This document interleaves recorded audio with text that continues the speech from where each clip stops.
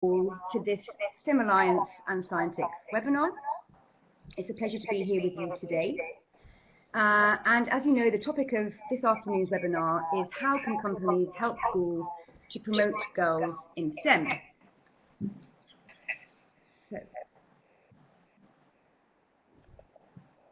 My name is Caroline Kearney, and I am the Communications Manager here at European SchoolNet, and I'm delighted to be hosting this webinar on behalf of our two big science projects here, which is Scientix, the Community for Science Education in Europe, and we have a lot of teachers joining us today who are directly involved in the Scientix project, so a big welcome to you, and also, of course, to STEM Alliance, which I will be speaking about in more detail in just a moment. So, just to give you a few words about the structure of today's webinar, we will start with a few introductory words about the STEM Alliance, which is the main project sponsoring this webinar.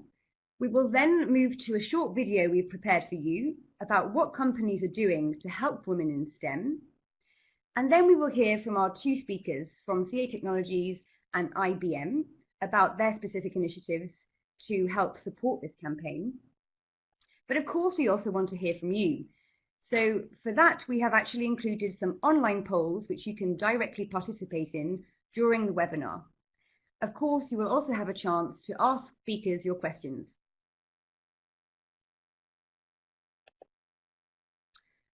So let's move on. So what is STEM Alliance? As you can see from the two interlocking puzzle pieces on the screen, the STEM Alliance is a consortium which brings the education and industry sectors together to promote STEM studies and careers among young people. So why was this network actually created? The STEM Alliance arose from an understanding that education and industry collaboration could be an important part of the solution to addressing the STEM skills gap that we are currently facing in Europe. So who are the organisations involved in making this happen? Well, the STEM Alliance is coordinated by European SchoolNet, which is the organisation I work for, a network of ministries of education across Europe, together with CSR Europe, which is the corporate social responsibility business network. And of course, European SchoolNet brings the education stakeholders to the table, while all the industry partners you see on the screen now are those bringing the industry factor into this important network. And as I mentioned, we'll be hearing from two of those industry partners, our premium partner IBM and CA Technologies.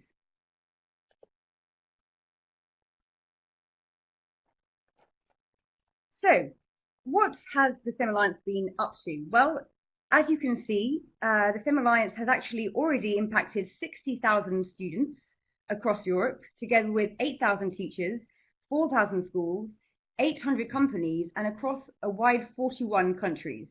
So this is the impact that the STEM Alliance has had in its small years of existence. But how has this network involved all these target groups? Well, the way we do this is through three main actions. The first is a Professionals Go Back to School scheme, which encourages professionals to go back to school and inspire students to follow STEM studies and careers. We also promote a teacher placement scheme, which provides teachers with direct experience and knowledge of what it means to work in the industry today.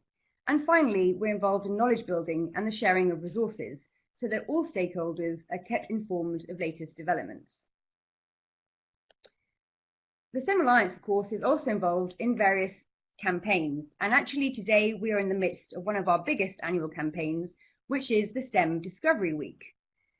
So, you may have heard this before and you may have been directly involved. The STEM Discovery Week helps celebrate STEM studies and careers and promotes them to all young people, especially girls. Right now, more than 500,000 participants are engaged in the campaign and are involved in more than 600 activities across 39 countries. And all these activities are supported by a growing number of schools, organisations and projects. So this year, to support the campaign, we are running this very webinar, which is all about STEM careers and studies for all, with a special focus on women in STEM. Which indeed brings us to the topic of today's webinar. We often hear from the many teachers we work with that motivating students, especially girls, is particularly challenging when it comes to STEM. So today we want to share with you the various interesting initiatives companies are doing to help deal with this challenge. So to do this, we prepared a short video that will give you a quick overview of the various initiatives that the companies involved in the STEM Alliance are doing to support women in STEM. So we invite you to watch that video with us now.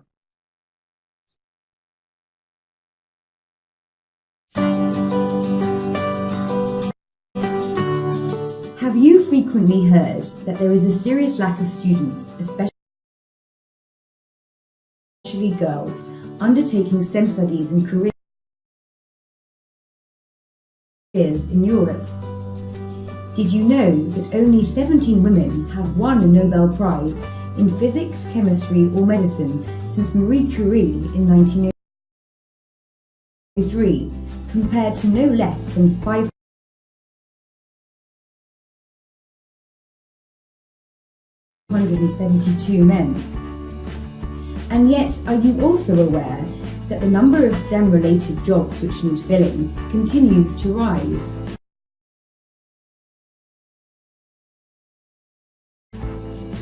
Your answer to one or more of these questions is probably yes. But what companies are doing to help face these challenges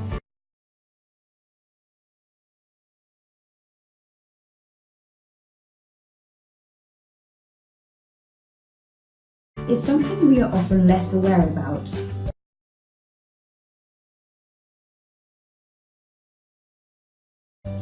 The STEM Alliance is a network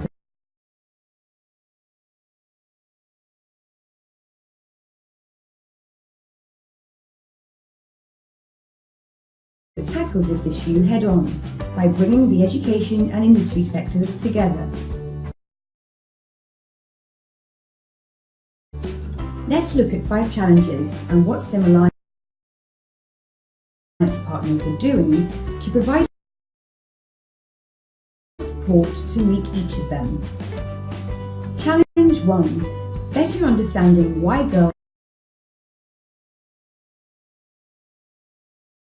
are not interested in STEM studies and careers, and providing incentives to encourage them.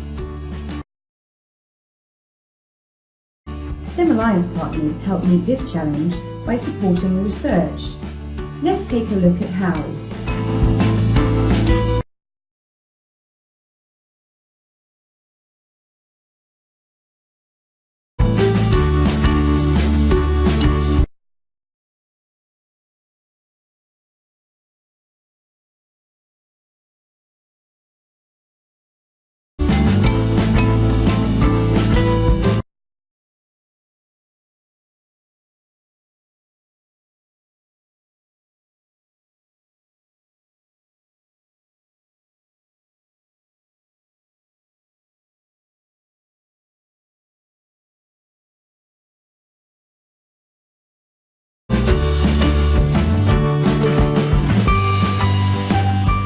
Challenge 2. Providing targeted guidance and showcasing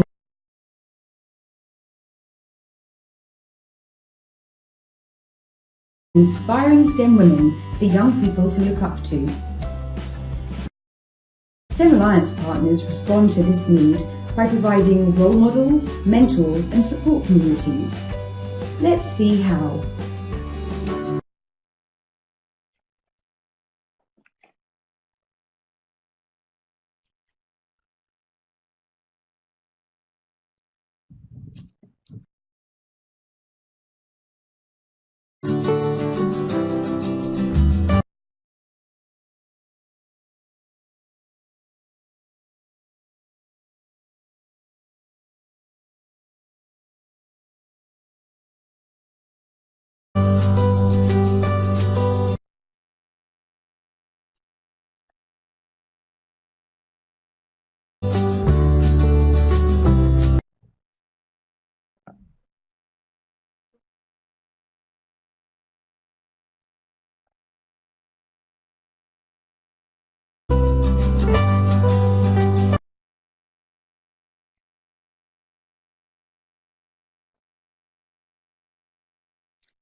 So we hope that video gave a bit of a flavour of the various company initiatives our STEM Alliance partners are involved to really help encourage girls to get into STEM.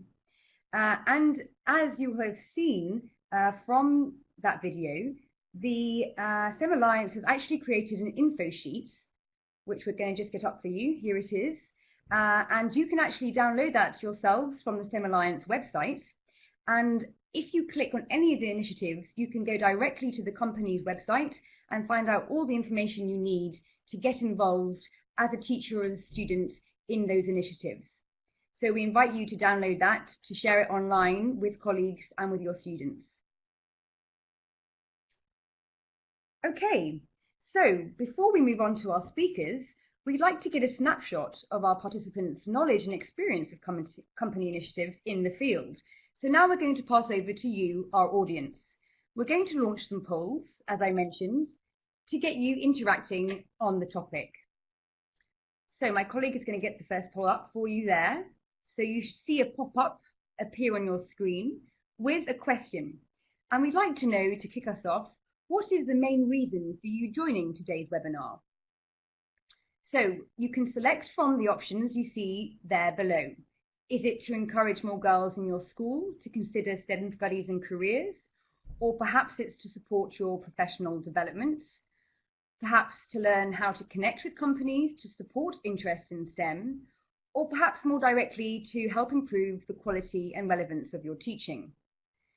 So I see already that people are being very quick to vote, which is fantastic. So as you see, it's rather intuitive. You just need to click on the button that you think most reflects the reason why you have come here to join us today. So I'll give people a couple of moments just so that they can make their choice.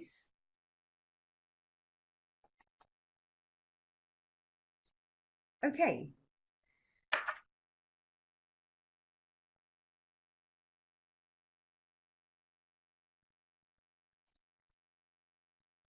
Okay, great. So we're about to close the poll, so we hope we had a chance there to vote.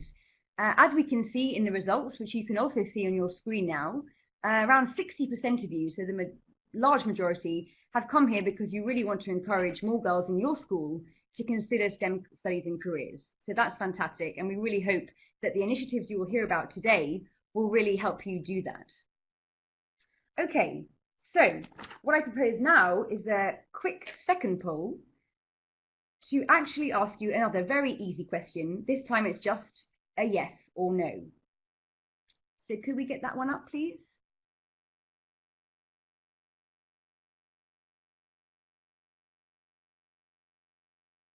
So I can give you a sneaker already when you come up now. Here it is, it's on your screen. Fantastic. So the question is, can you tell us if you or your students have been involved in any company initiatives to promote girls in STEM?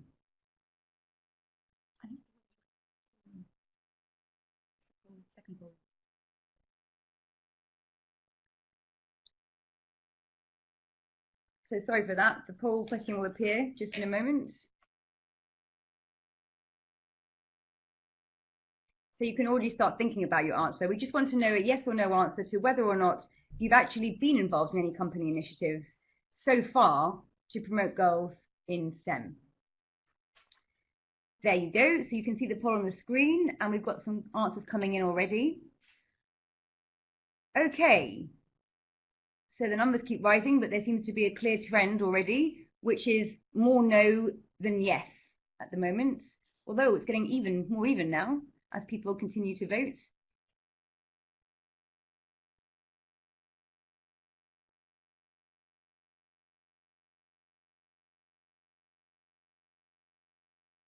Okay, so it does seem to be that the majority have not yet been involved in company initiatives, which is again good news because that's why you're here today, and we do have representatives coming directly from industry to talk to you about their initiatives. So we hope that you'll learn more about them and then get eager to be involved. Fantastic. So let me now go back to our slides, please.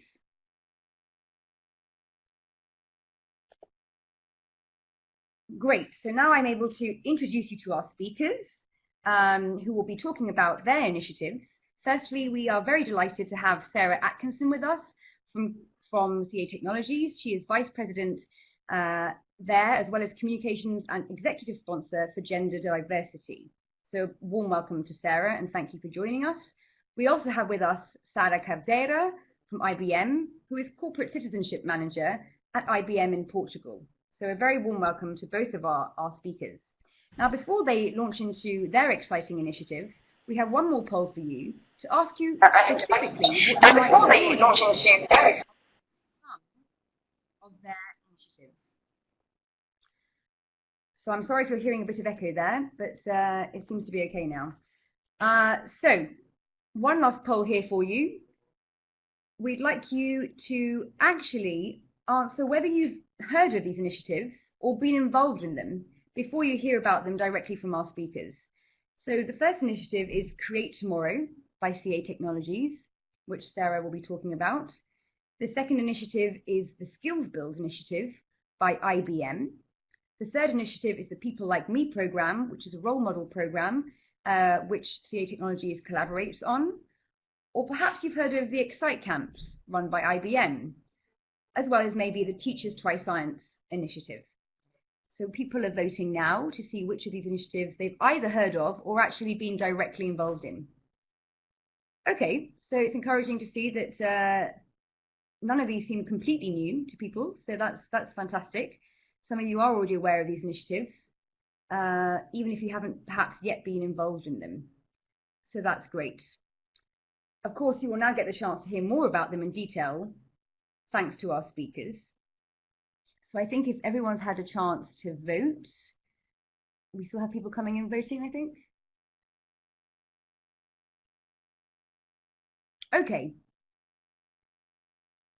Okay, so it would seem that a lot of people know something about CA Technologies' Create Tomorrow initiative, as well as the People Like Me program, which is a campaign which a few companies are actually involved in, as well as CA Technologies, as well as IBM's Teachers Try Science. So there are quite a few of you, around 15 to 17 participants who know something about those, but the large majority don't. So it will be great for you to learn more right now, thanks to our speakers. So if we could get rid of that poll, we can maybe move on straight away now to Sarah's presentation. So I'll hand over to you now, Sara, and so that you can manage your slides and tell us more about CA Technologies initiatives to promote women in STEM. Thank you, Sara. Opportunity. So first of all, just a quick introduction. So as Caroline mentioned, I am the executive sponsor for gender diversity at CA Technologies, and I'm also involved with Tech UK, which is an industry organisation in the UK that works closely with government around digital, and I'm heavily involved in the Skills and Diversity Council as part of my role. What I'd like to do now is just spend a couple of minutes and introduce you to CA Technologies in case you don't know us. CA Technologies is 40 years old. We are headquartered in New York and we have offices all around the world, around nearly 30 offices in Europe. And we basically create software that helps companies deliver great customer experience.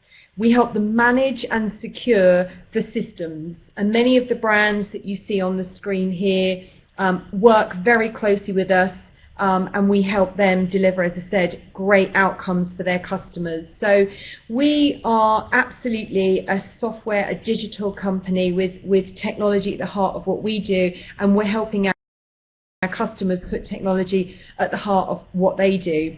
And what that really does is it creates, of course, this huge need for skills, which is why we're all here today. And that's what led us to the creation of our Create Tomorrow program, which is all around inspiring and encouraging young people, particularly girls, to consider education and careers in STEM. So our framework is focused on three outcomes. First of all, we really want to inspire the next generation of innovators, and we have a program dedicated to under 18s to students. We work very closely with education, with teachers, with universities, with schools, etc. And we also engage all of our employees in our programme to become STEM ambassadors, to drive the message out into society and really to make CA a great place to work.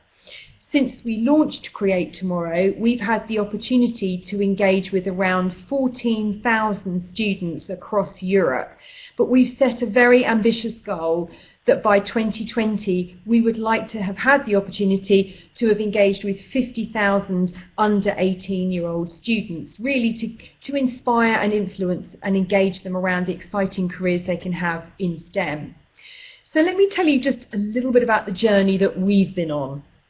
So when we started, we made a pledge to the Commission's Grand Coalition on Digital Jobs, and we pledged that we would align all of our social responsibility programmes around addressing the STEM skills gap.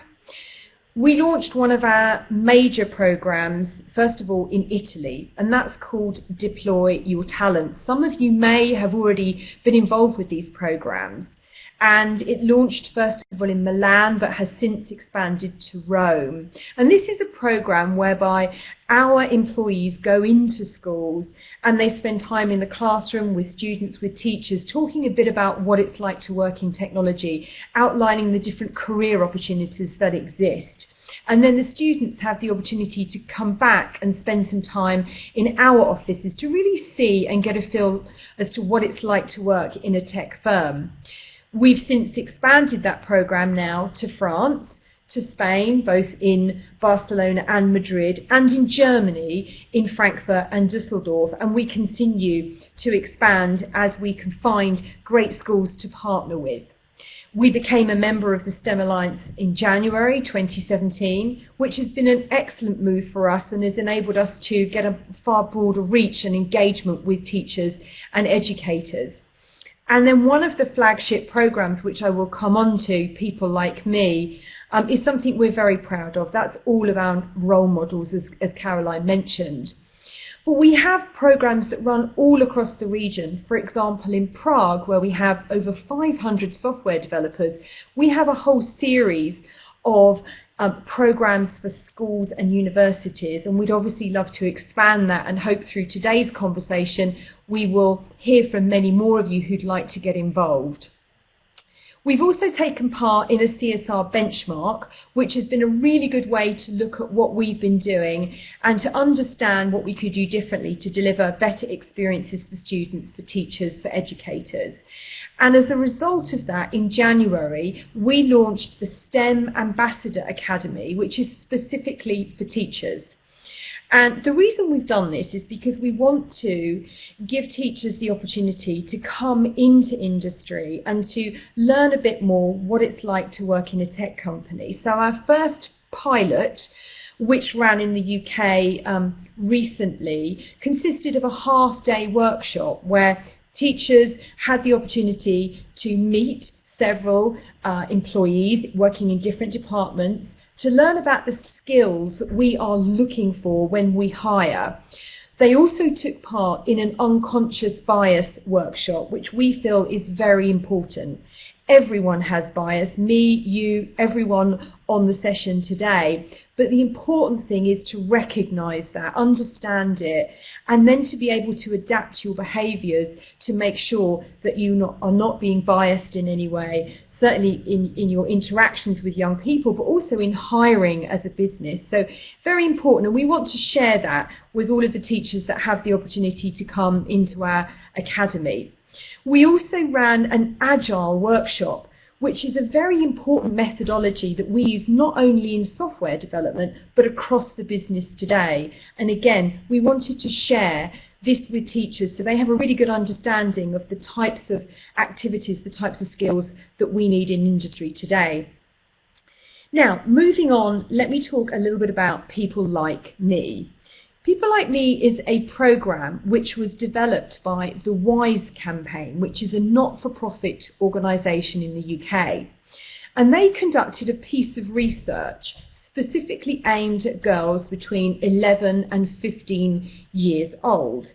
And what they discovered is that girls related largely to themselves through adjectives. So they talked about being creative or imaginative. So what they've done is they've developed a really interactive quiz which STEM ambassadors, teachers, CA employees have been trained on, and they go through the quiz with the girls, and the girls have to describe themselves using adjectives, choosing 5 and then 10 adjectives that they believe describe themselves. And then as part of the quiz, they are presented with different roles, different career opportunities, for example, an investigator or an explorer. And what it does is it presents jobs to them that they've probably never ever heard of, they don't even believe exist, and it shows them role models of young women working in industry today who are happily engaged in STEM careers. And what we have found through some research with the Open University, that this is incredibly impactful and powerful in terms of influencing and helping girls imagine themselves in these types of roles, and ultimately an influence on the studies that they then take. So as a founding sponsor of this programme, we're delighted that we've been joined by other brands such as BAE, the UK Space Agency and Network Rail. And as we move forward, our goal is to reach 200,000 girls in the UK in the next couple of years. And many of the volunteers at CA have translated these materials, and they are now available in French, German, Spanish, Italian and Czech. In May, the People Like Me programme will go digital, and it will be available online for any STEM ambassadors. And in September, specifically, the programme will be available for teachers free of charge to take the training on how to deliver this programme in classroom, and the session will be structured as a lesson plan. So this should be very easy to go online, to do the training, to pick up the materials and deliver this directly to 11 to 15-year-old girls. So we're really excited about this, and we hope that many of you will follow up with us and will be interested in getting involved. So let me just give you some details here. If you are interested in working with us, getting involved in any of our STEM Ambassador Academies specifically for teachers, then we'd love to hear from you. If you would be interested in registering for the People Like Me online training, which becomes available in September, again, we would love to hear from you. Please contact my colleague or me directly, and take a look at our Create Tomorrow page. The URL is here. So thank you very much, and we look forward to working with you. Thanks, Caroline.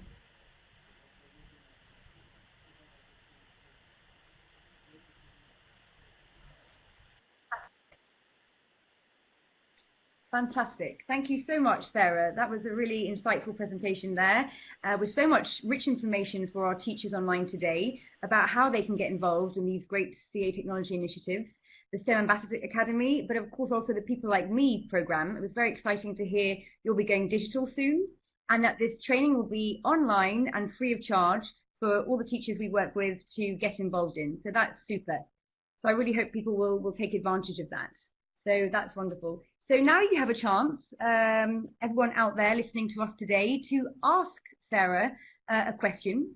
So her valuable time is with us today, so it's wonderful to have her here, and we'd be delighted if anyone from the audience would like to ask Sarah a question about the initiatives she explained, or perhaps more generally CA Technology's stance on women in STEM. Your chance is now. So if you could kindly write in the chat. Oh, we've got some nice comments from Dora, Ishak, some of our Turkish teachers, saying that it was excellent presentation, and they're very grateful for that information, so that's fabulous. If you have other comments or a more specific question to put to Sarah about the initiatives, please do write in the chat, the everyone chat. That will mean that other people can see the question also, and then I can put it to Sarah.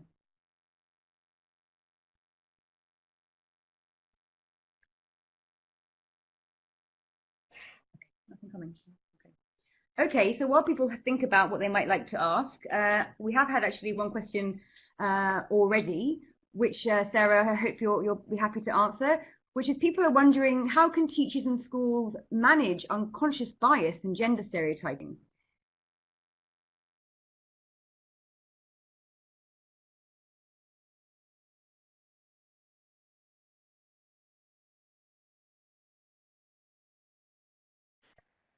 To be mindful of them. So I think examples, practical examples are in the language that we use with young girls and young boys to try and be gender neutral, to certainly encourage boys to show as much emotion as girls, and to try and be very thoughtful and mindful in terms of how we deal in terms of equality. That will probably be the first thing I would say.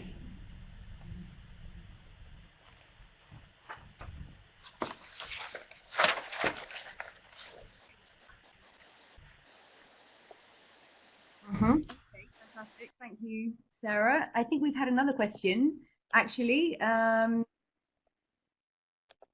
the question is, can STEM ambassadors from any country with the platform, which will become available in September? Absolutely, yes.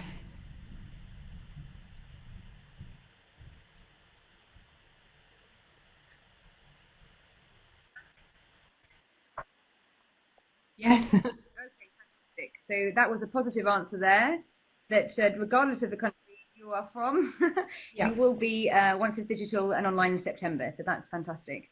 Any more questions coming from the audience? If you could, actually, it'd be wonderful if you could put your profession and country just before you type the question, so that we can give people an idea of the country you're coming from, and whether you're a teacher or perhaps a policymaker or even an industry partner working in the field. So I know there are a few people typing. We've got some Italian participants as well.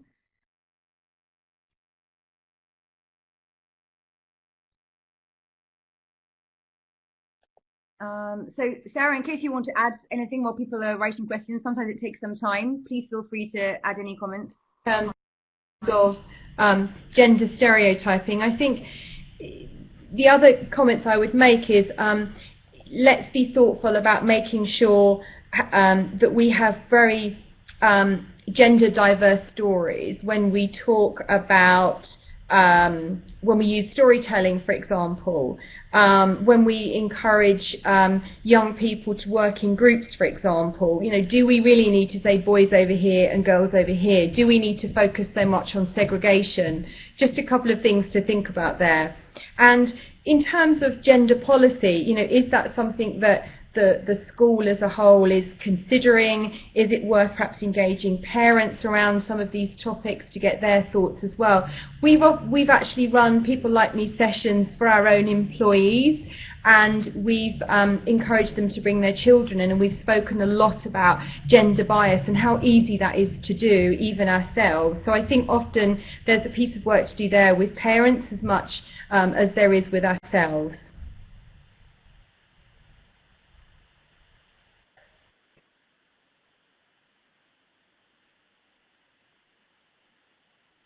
Great, thank you, Sarah, for that. Those are interesting insights.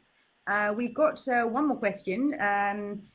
Someone is asking whether or not, in your experience, is gender bias generally a trend in Europe, or is it perhaps worse or better in some countries? It's a very difficult question, and one answer in a diplomatic way. Yes, thank you. And I think it does vary, of course, and a lot of that is about our upbringings, our society, you know, our governments, our media, all of the influences that we've had on us throughout our early years and our school, and role models, people that have influenced us. I think all of that shapes society. And I think, you know, one of the things that we have to do is to provide those role models. And I think if you can see a strong female role model, I think that creates a level of aspiration and inspiration. And so irrespective of whether that hasn't happened in previous years, maybe that's something as a young girl growing up you could look forward to, and you can imagine yourself in there. And that helps sort of push aside some of those gender biases. But I think it's very unique to each country.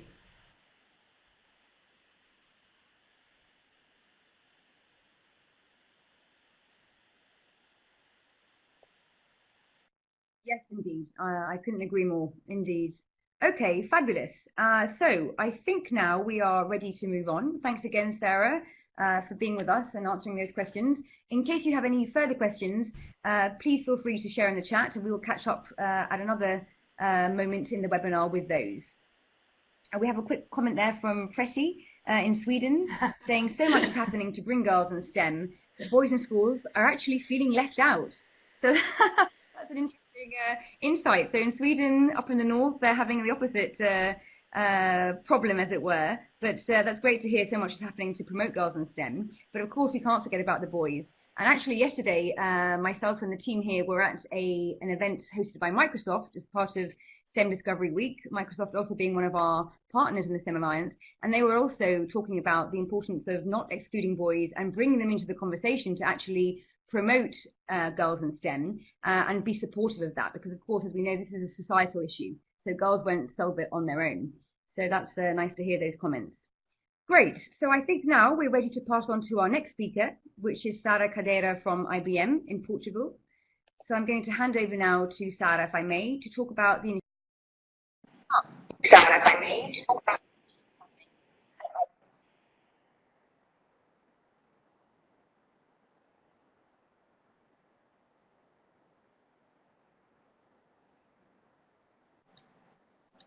Hi, Demi. Hello, can you listen to me? I seem to have lost some image here.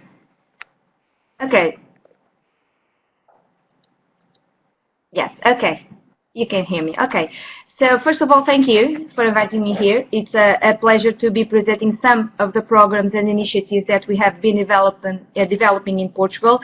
One of the initiatives I'm presenting is Excite Camp, and I know that for most of you, this is not a very known one, so let me try to do my best to explain it briefly to all of you. So Excite stands for Exploring Interests in Technology and Engineering. It is targeted for girls, for student girls ages 11 to 13, so between 5th to 7th grade in Portugal. The idea is to engage and to bring girls to science, to STEM areas, and motivating them for subjects that usually are more linked to boys' natural choices. And how do we do this?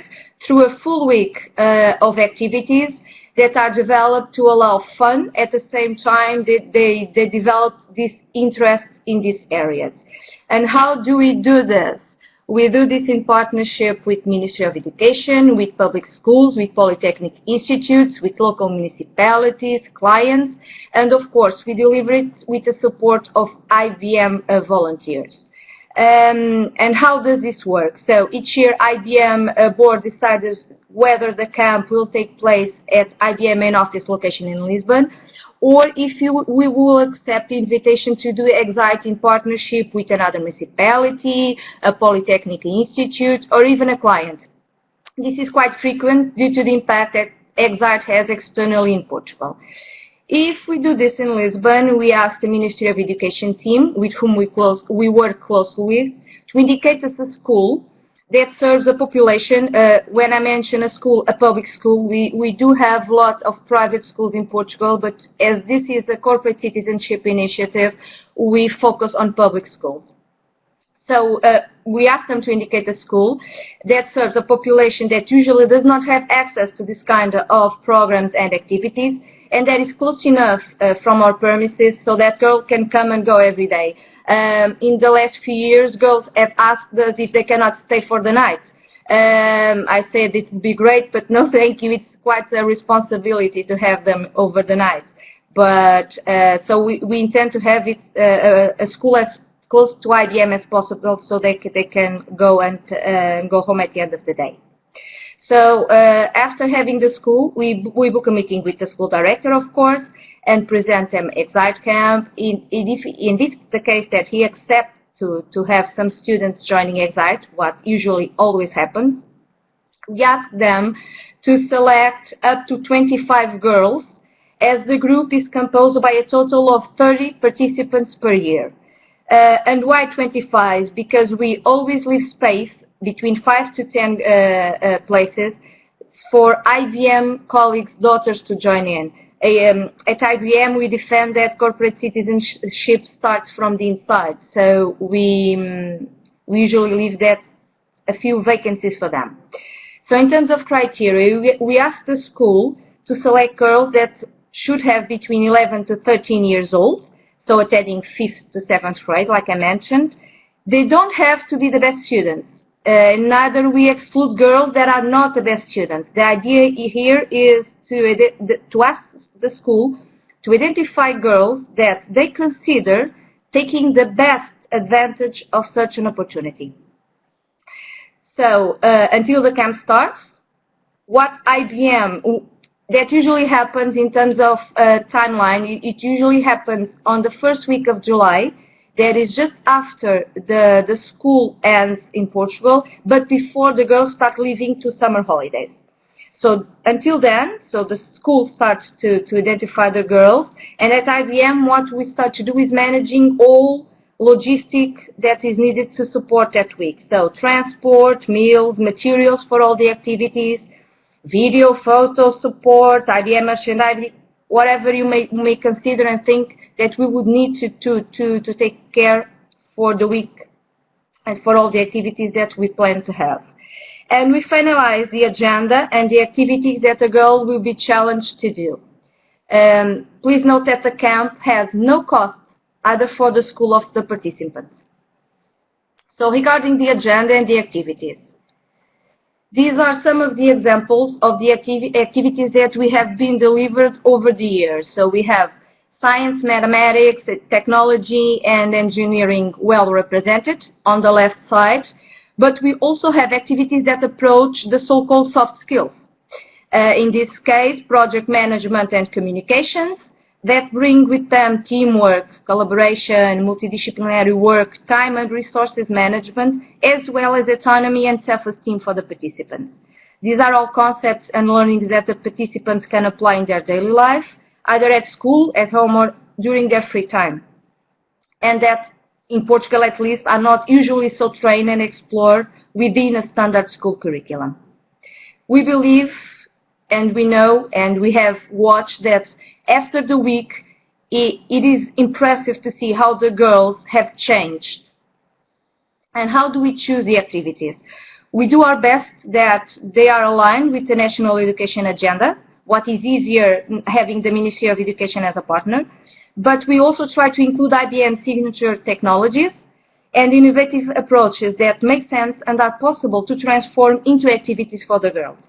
So we are talking about cloud, we are talking about AI, we are talking about analytics, agile environments, and problem solving with design thinking as an example. And how do we deliver these activities?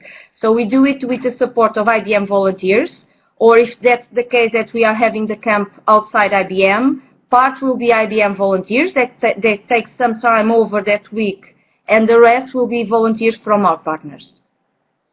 We always have one leader per activity that prepares the activity itself, their objectives, and the step-by-step. And he managed or her managed the training for the 10 to 12 volunteers that we have per activity to support the group. So the idea here is to have at least 2 people as a backup in case we need to ensure any lack of staff. So yearly, we have between 40 to 50 volunteers involved in the camp. During the week, and why the 10 or 12 volunteers? So during the week, we have the 30 participants are split in groups of 10. And we try to balance the group by having, among the 3 ones, 1 per each grade. So a 5th, a 6th, and a 7th grade, so that they can work as a team and they can share their own experience. And each group will have 1 volunteer per activity supporting them and not doing this by them. And we try to have different volunteers per activity so that the girls can have the highest and the most diverse contact possible with IBM professionals. And let me share with you our camps in images. So we have been delivering Excite Camp in Portugal since 2005. So 12 years now and 13 editions. 100 students, some 100 students and volunteers after We think that this is something that we need to keep investing on. Each year we have a different motto. The first one was learning is fun, and the last one was explore today and conquer tomorrow. For us and for the girls, this is something that guides us through the full week. Talking about evaluation, we do questionnaires to the girls before and after the camp. Again, it is not our intention that girls finish the week saying they want to be a scientist or an engineer. It's great if they do so.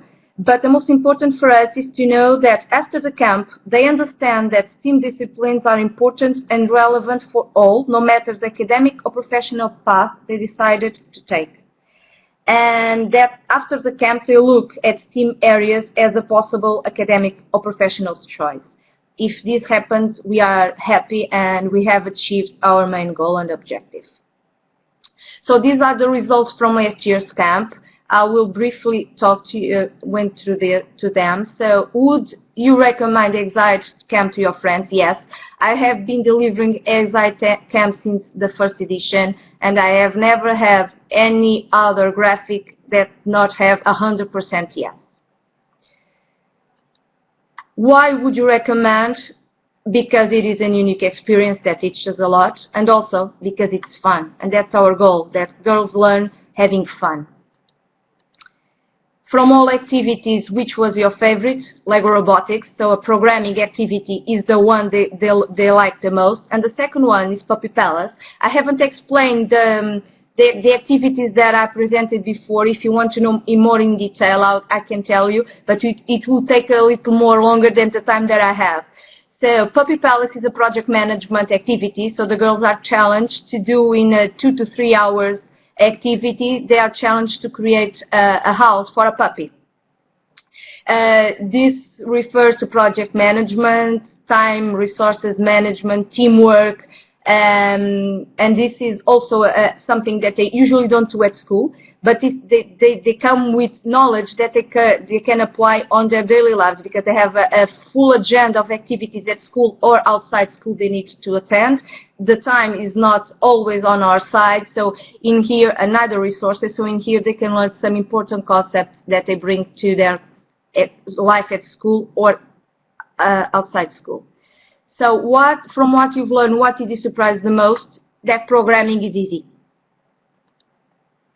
And in this graphic, they show that most of the girls say they were able to learn and do everything I thought I would. And this is important to us. They are motivated. They have been able to accomplish something they were challenged to do.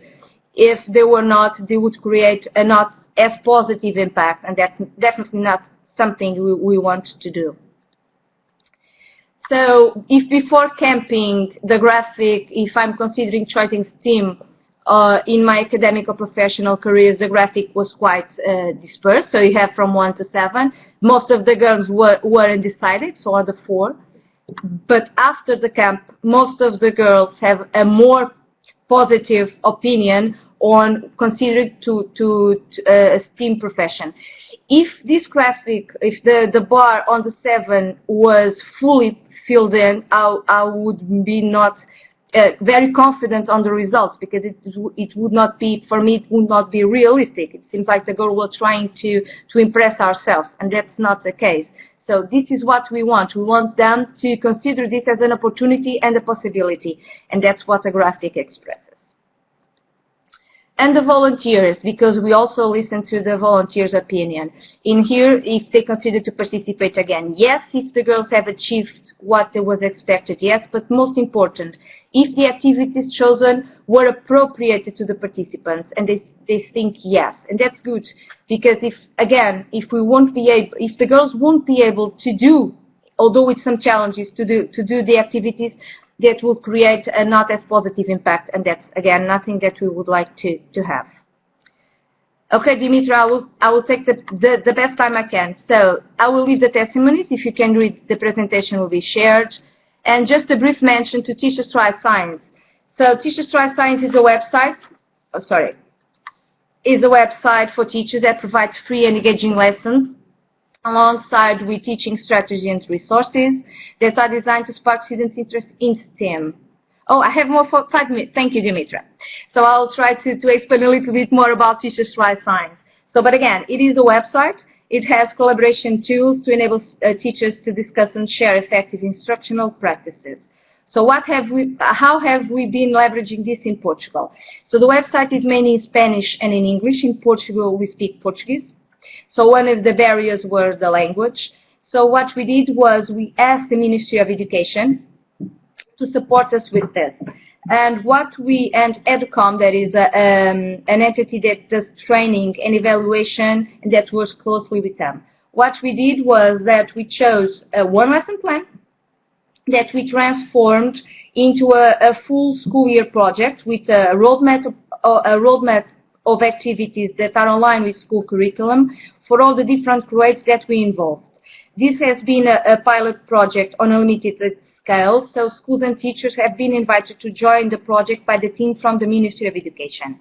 We integrate technology and technological tools across the project development to facilitate not only sharing practices, but also to support the communication or even the different activities execution. For example, creating a map of concepts of a specific ecosystem or part of it.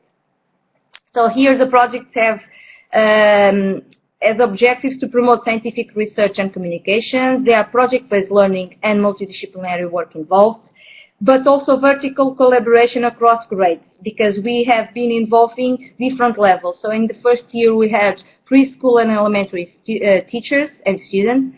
On the second year we had preschool with, in the first year only elementary teachers, then preschool with elementary grades 3 and 4, and now we have on the last year teams with preschool, elementary, and 5th to 6th grade teachers working together with their students on a same project across grades and also in partnership with other schools.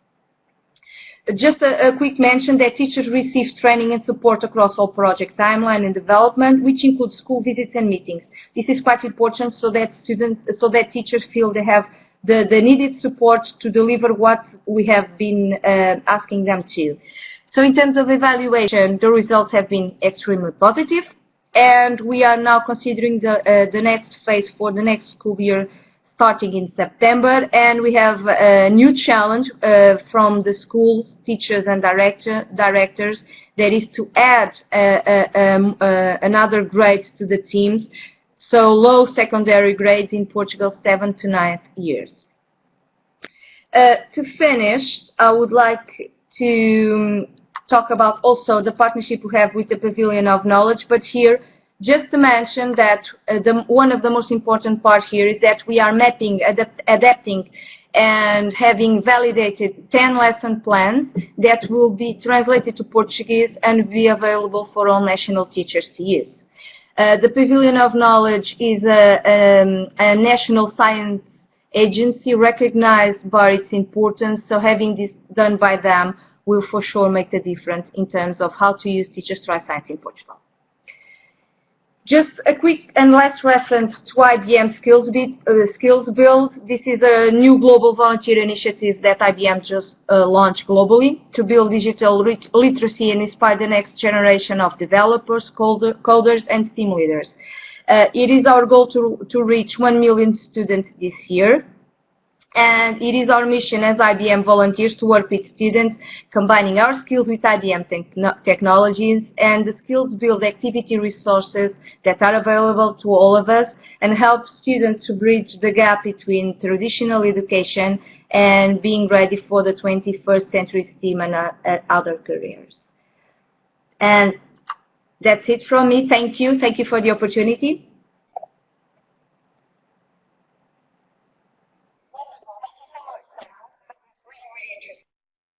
Wonderful. Thank you so much, Sara. That was really, really interesting to hear also what IBM are doing in this field, and you are doing a lot, as we can see. It was great also to have some results directly from the students involved in these camps. So it was really interesting to see how they changed their views after participating in those camps, and also to hear about the collaboration with the Ministry of Education, which sounds like it was a beneficial one when you were talking there about the Teachers Try Science initiative. So that was fantastic. And actually, we have had a lot of comments in the chat. People are getting warmed up, as we see. And one of the comments was indeed about the last initiative you just spoke about there. The Teachers Try Science. Marina Del Barco says she's actually tried these lesson plans out and they are just great. Another comment from a teacher, Cristina Anton, says that it's a wonderful idea to bring this project into play, even with the girls that don't have necessarily very high science results. So no matter what their academic experience, everyone can get involved and learn science in a fun and engaging way. So that's fantastic to hear. We do have some more generic questions, which actually I think would be applicable to both speakers that we've been collecting while you've been talking. And one is an interesting one. It kind of feeds off one of the questions we had earlier, which was that in Sweden, of course, this seems to be less of a problem, apparently. And someone else mentioned, you know, is this a false fear that there are not enough girls in STEM? Well, before I let anyone else comment on that, I'd like to, use my power of the microphone as I have it now to say that for sure it still is a problem. I've often heard this, is it still a problem? The answer is definitely yes, and we have the evidence to prove it. So I don't know if you've heard of the recent UNESCO report called Cracking the Code, which was published just last year. This is a fascinating report which covers a very large number of countries inside and outside of Europe, which gives the latest stats we have on the situation regarding girls in STEM. And there we can see very clearly that there is a significant problem still in Europe as elsewhere, but particularly in Europe. So it's not a false fear, I'm afraid, it's a real one, and that's why STEM Alliance partners and the technologies we have around the table with us today, IBM and CA Technologies, are still very much active in this area, and thankfully, because we really need more girls in STEM. But we do have some other comments. An interesting one coming from Italy, from a male teacher this time, Luigi Romano, who is a mathematics teacher. And Luigi makes the interesting point that his female math students often ask him that if they go and work for a high-tech company, such as, for example, CA Technologies or IBM, will they still be able to have a family, and what kind of support could they get? And indeed, is it possible to be a high flyer tech woman in tech and still have a family life? Now, I'm not sure if that's really within the scope of our presenters here today to answer that question, but perhaps if either of them would be willing to share the policy at their company regarding career-family balance. Just raise your hand if one of you would like. Just raise.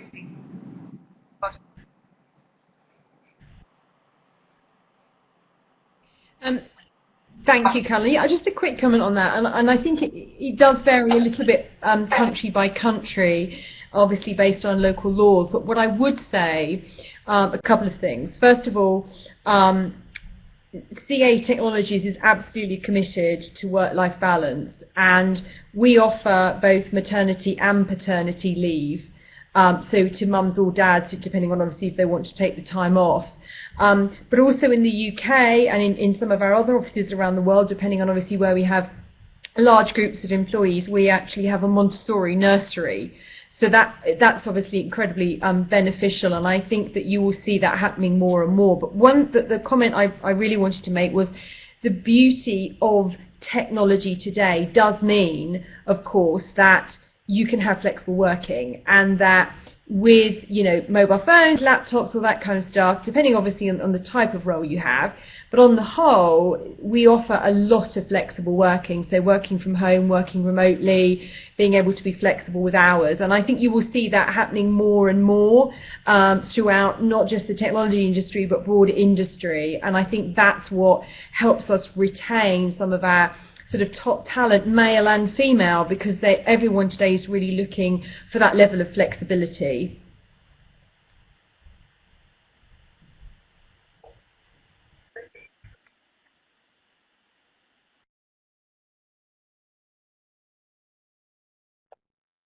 Okay, thank you very much, Sarah. So it does seem that CA Technologies has this at the front of their minds and offers flexibility for women. And indeed, the digital era does mean that that's going to be easier and easier.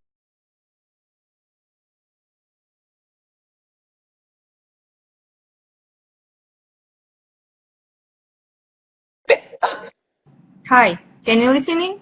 Yes. So we have the same perspective here at IBM. So we have a work-life balance program. Our colleagues are able to work from their home, of course. We have we accomplish all the legal requirements. I'm talking about Portugal. Of course, that this is a corporate policy. So this is something that we advocate at IBM since ever. So yes, the question was if I am a student, mathematics student, if I join one of these companies, if I will still have a family life. For sure that you will. I have several colleagues that have 3 or 4 or more. 4, it's the most that I have, children, and they are great professionals, they are great mothers, and they are able to manage their time. I won't say it's easy because it's never easy, but they are able to do that, and IBM gives them all the conditions to do that.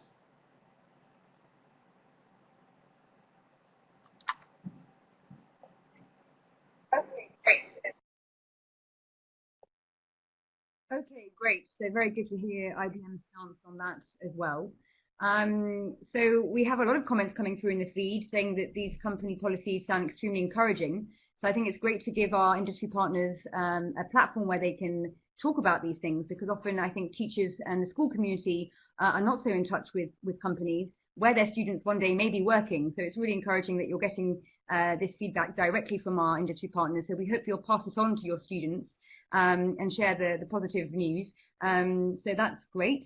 I think those were the main questions we had. There were some very specific questions about whether some of these initiatives are available in certain countries. But I think to answer those questions, the best strategy would be for you to check the info sheet that we've now made available to everyone. It's on the STEM Alliance website. You have it in the presentation we will share with everybody. And simply there, you just need to click on the initiative you're interested in, maybe one of the ones you heard about today, maybe some others. We haven't had time to talk about all of them. And there you can find out exactly which countries are involved and who to contact to make sure that your classroom and colleagues are actually involved in that. So wonderful. I think we are very much close to being on time. It's 6 o'clock, so we've been online together now for an hour, so we're close to closing up. I'd just like to launch a last poll because now that we've actually had all the insights from our two speakers about the various initiatives going on at European and national level, we'd like to hear how things have changed from your perspective. So we're asking you now in the chat, would you recommend any of the initiatives you've heard about today to your colleagues and students? So a lot of those initiatives were new to you and you were hearing about them for the first time. So it'd be great if you could now tell us whether you would yourself recommend these. Lots of votes coming in very quickly. You've all got the hang of how to use the polls. And lots of people saying absolutely yes. So we've got 100% from 51 participants, which is fantastic. We have a total of 120 participants with us today. So that's a very impressive number. So many teachers making the time to join us today. So we really appreciate that. 60 people, so people are still voting, but it's fantastic to see such a positive response. And I really invite everybody to go back to the video and back to the info sheet to find out more about these initiatives. And I really want to thank once again our speakers, Sara Atkinson from CA Technologies and Sara Herrera for being with us and sharing their comments and their insights on the programs they are running, and for reassuring us that companies really are doing their bit to help women in STEM. So we'll close the poll now, please.